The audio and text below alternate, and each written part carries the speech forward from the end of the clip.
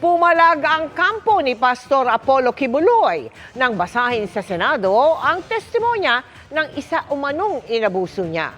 Humarap din sa Senado ang taga-suporta ng pastor na namatayan umano ng kaanak sa raid ng PNP sa compound ng grupo ni Kibuloy. Nakatutok si June Veneracion. Mainit ang naging tagpo sa pagitan ni Interior Secretary Benhur Abalos at mga opisyal ng KOJC o Kingdom of Jesus Christ ni Pastor Apollo Kibuloy sa pagdinig sa Senado kanina. Pumalag kasi ang abogado ni Kibuloy nang basahin ni Abalos ang laman ng testimonya noon sa Senado ng isa umanong biktima ng panggagahasa ng leader ng KOJC. You will have your time, Attorney Torion. Yes, I know that. This is part of the transcript of the Senate. That is improper. Order. This is my speech. You cannot tell me what is improper. This is my right. Order. I am the chairman. Please listen to me. Itinuloy pa rin ni Abalos ang pagbasa sa testimonya ng umano'y biktima. Noong nakahiga na ako, pumaibabaw sa akin si Kibuloy.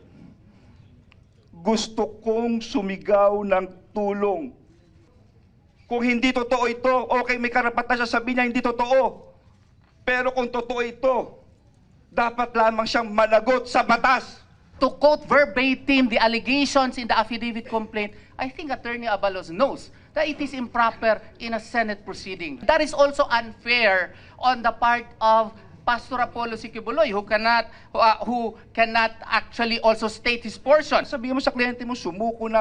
Ang pagdinig ng Senate Committee on Public Order and Dangerous Drugs ay kaugnay ng umano'y labis na puwersang ginamit ng PNP nang isilbi ang warrant of arrest laban kay Kibuloy noong June 10. Nahaharap si Kibuloy sa kasong paglabag sa Special Protection of Children Against Abuse, Exploitation, and Discrimination Act at kaso ng Qualified Human Trafficking.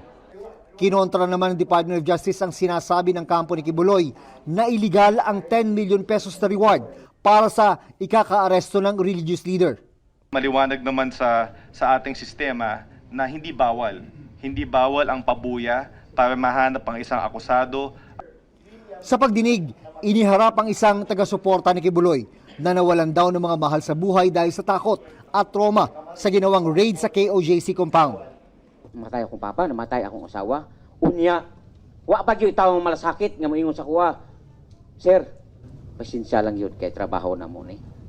Pero nanindigan ng mga PNP ground commander na hindi excessive force ang kanilang ginamit nang isilbi ang arrest warrant.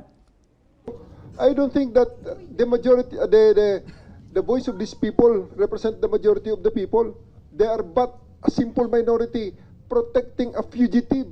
Ito ang pangalawang hearing ng Senado ukol sa umano'y labis na puwersang ginamit ng PNP nang isilbi ang arrest warrant laban kay Pastor Apollo Kibuloy.